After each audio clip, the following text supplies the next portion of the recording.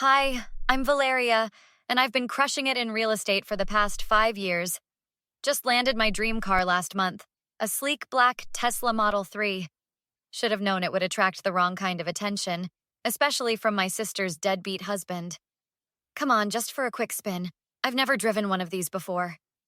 Derek was practically drooling over my car during our weekly family dinner. Not happening. Nobody drives this car except me. I kept my voice firm while loading the dishwasher. My sister Emma shot me that look, the one that says, just give him what he wants so we can have peace. You're being selfish, Val. Family helps family. Derek crossed his arms, looking like a toddler denied candy. Yeah, like when you helped by borrowing Emma's credit cards without telling her. The words slipped out before I could stop them. That was different. I was going to pay it back. Tell her, Emma. Emma just sighed, that defeated sound I'd been hearing more often lately. Val, maybe just let him take it around the block? Unbelievable. You're still defending him after he maxed out your cards? I slammed the dishwasher shut. The same cards you're still paying off? Don't bring that up again, Derek snapped. I lost my job. What was I supposed to do? Get another one, like normal people do? I grabbed my purse. Look, I've got an early showing tomorrow. This conversation is over. Must be nice, showing off your fancy car while your family struggles. Derek's voice dripped with spite. We wouldn't struggle if you'd stop gambling. Emma finally exploded, then immediately covered her mouth. I froze halfway to the door. Gambling? Is that where the credit card money went? Thanks a lot, Emma. Real nice. Derek stormed out, slamming the front door. Val, I'm sorry, I didn't mean... Emma started crying. How long has this been going on? I sat next to her on the couch. Since he lost his job at the dealership, he says he can win it all back, make everything better. She wiped her eyes. Maybe if you let him drive your car, show some trust? Stop, just stop. That car is my reward for working my butt off. I'm not letting his problems become my problems. He's family now, Val. His problems are our problems. No, sis. His problems are his problems, and enabling him isn't helping anyone. Walking to my car that night, I caught Derek circling it in the darkness, running his fingers along the paint. Something about his expression sent chills down my spine. I made a mental note to park in the garage from now on, but deep down, I knew this wasn't over. Not by a long shot. I was in the middle of closing a huge deal when my office phone started blowing up. My assistant Jenny rushed in, face pale as a ghost. Your car? There's been an accident on Madison Avenue. My stomach dropped. The keys. They were missing from my desk drawer. I'd torn apart my office looking for them earlier, thinking I was losing my mind. Racing to the scene, I found my beautiful Tesla wrapped around a light pole. Derek was sitting on the curb, holding his neck, while a crowd gathered around. She lets me drive it all the time, I heard him telling the officer. Check the insurance. I'm listed as an authorized driver. That's a lie. I pushed through the crowd. He stole my keys. Val, calm down. Emma appeared out of nowhere. Derek said you gave him permission this morning. Are you kidding me? I explicitly told him no. The officer stepped between us. Ma'am, your brother-in-law claims you regularly allow him to use the vehicle. He's lying. Check the security cameras from my office building. He must have snuck in while I was showing a property. Why would I steal the keys? Derek played up his injury for the gathering crowd. You've let me borrow it before. Name one time. Just one. Val, stop making a scene, Emma hissed. The important thing is Derek's hurt. Hurt? This is a scam. He's been planning this. Miss Martinez, the officer checked his notepad. Your sister confirms Mr. Wilson's story about having permission. Emma, what are you doing? I grabbed her arm. You know he's lying. I know you're just mad about the gambling thing, she whispered. But he's trying to change. Why can't you support him? Support him? He just deliberately crashed my car. It was an accident, Derek moaned. The steering locked up. That's why I'm saying she's liable. She never got that recall fixed. What recall? There is no recall. I pulled out my phone. Officer, I have texts from last week where I explicitly told him he couldn't drive my car, and security footage will prove he stole the keys. You'll be hearing from my lawyer, Derek threatened. My neck might never be the same. Good. Call your lawyer, and I'll call my insurance company, the police fraud division, and every security camera operator between here and my office. Val, please, Emma begged. We can work this out as a family. Family? He just committed grand theft auto and insurance fraud, and you're defending him? The insurance will cover it, Emma insisted. Why make it bigger than it needs to be? Because it's a crime, and I've got proof. I waved my phone at the officer. Check the traffic cams, too. I bet he aimed for that pole on purpose. Derek's face twitched. Just a tiny flinch, but the officer caught it. Sir, please remain on scene while we review the footage. I watched Derek's confident smirk fade as the officer spoke into his radio. Emma kept trying to play peacemaker, but I was done being manipulated. The security footage would show everything, and this time, Derek wouldn't talk his way out of it.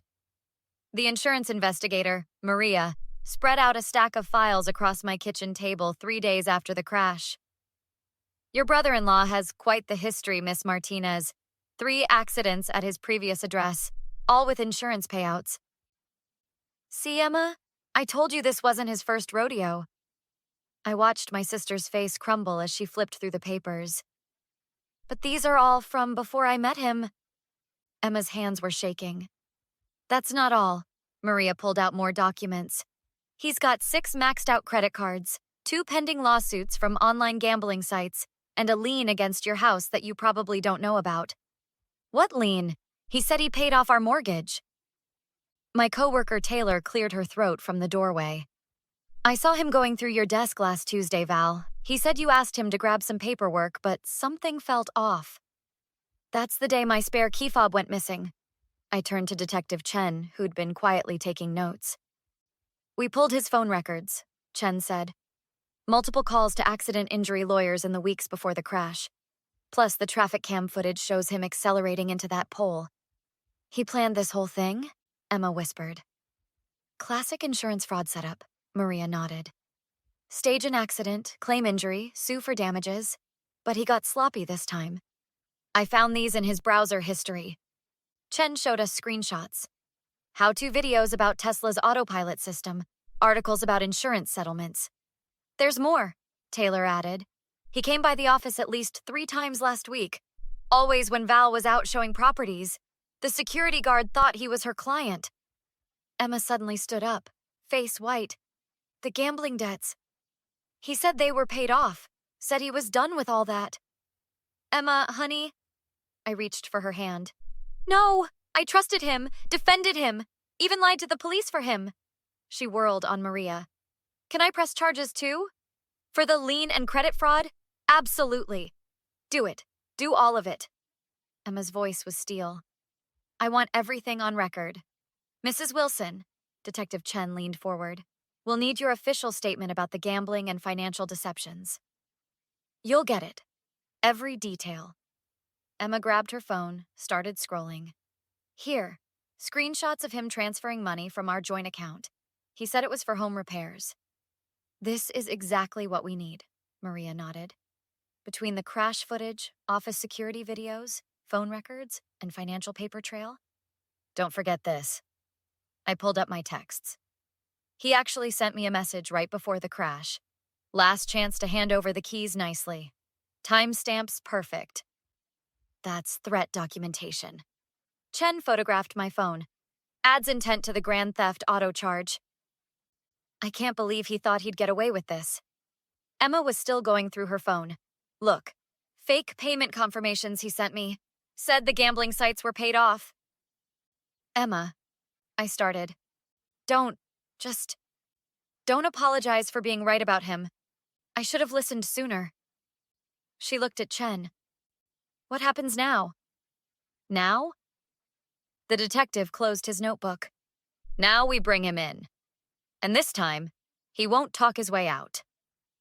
The courtroom fell silent as the judge adjusted his glasses, reviewing the final evidence. Derek sat there in his fake neck brace, still trying to play victim until the very end. "Your Honor, my client was simply trying to help his family," his lawyer started. "By committing grand theft auto and insurance fraud," the prosecutor cut in, "the evidence clearly shows premeditation. 10 years. The judge's gavel cracked like thunder. Plus full restitution for the vehicle damage and associated costs." Derek jumped up, mask finally breaking. "This is garbage! Emma, tell them! Tell them I was trying to help our family! Help! You remortgaged our house for gambling debts!" Emma stood her ground. "The divorce papers are already filed." "The defendant will be silent," the judge barked. "Bailiff, remove Mr. Wilson." As they led him away, Derek kept shouting, "I'll appeal! This isn't over!" "Actually, it is." Emma turned to me outside the courtroom. "I just got approved for a new apartment, moving out this weekend. Stay with me instead. That guest room's just gathering dust." "You'd do that? After I didn't believe you about him? You're my sister. That trumps everything else." 2 months later, we were sorting through Emma's old life, deciding what to keep and what to trash. "Look what I found." She held up their wedding photo. "Can't believe I fell for his act. Hey, he fooled a lot of people. Even that job reference from his old dealership turned out to be fake. Detective Chen called yesterday. Said Derek's trying to claim gambling addiction for sentence reduction." "Of course he is." I rolled my eyes. "Still playing the victim." "Not this time. Maria from the insurance company found 2 more fraud cases he pulled in other states. They're adding charges." "Good. Maybe he'll actually learn something in 10 years? Found his old phone." Emma waved it. "Want to see something crazy? He had the whole crash planned out in his notes app. Even researched which pole would do the most damage without risking his own neck. Guess he didn't plan on traffic cams catching him accelerating on purpose. Or Taylor seeing him steal the keys. Or my screenshots of all his lies." Emma laughed, but it wasn't bitter anymore. "We make a pretty good detective team. Speaking of teams," I pulled out my laptop. "Remember that real estate course you mentioned? Registration's still open. Val, I can't afford." "Already paid. Consider it a fresh start investment." "But what about the gambling debts, the mortgage?" "That's what bankruptcy lawyers are for. Maria recommended one who specializes in cases like yours." Emma hugged me tight. "I don't deserve a sister like you." "Sure you do. Now help me pick a color for your room. That beige is depressing." "Actually?" She pulled up a website. "I was thinking about purple. Time to stop playing it safe, right?" "That's my girl." I grinned. "And once you're licensed, there's always room for another agent at my office." "One step at a time." Emma smiled. Really smiled. For the first time in months. "But I like where those steps are heading. What would you do if you discovered your sibling's spouse was secretly plotting against your family? Would you expose them immediately like Valeria did? Or try handling it privately first?" Think about it. Emma defended Derek until the evidence became overwhelming. How many of us have ignored red flags to keep the peace in our families? This story really makes you wonder, where's the line between loyalty to family and enabling toxic behavior? When should we step in? And when should we let people learn their own lessons? Drop your thoughts in the comments. I'd love to hear your experiences with toxic in-laws and how you handled it. Have you ever had to choose between supporting your sibling and exposing uncomfortable truths? If this story resonated with you, hit that like button and subscribe for more real-life drama and family dynamics. I share new stories every week that'll make you think, feel, and maybe even see your own relationships differently. Remember, sometimes the hardest thing and the right thing are the same thing. See you in the comments.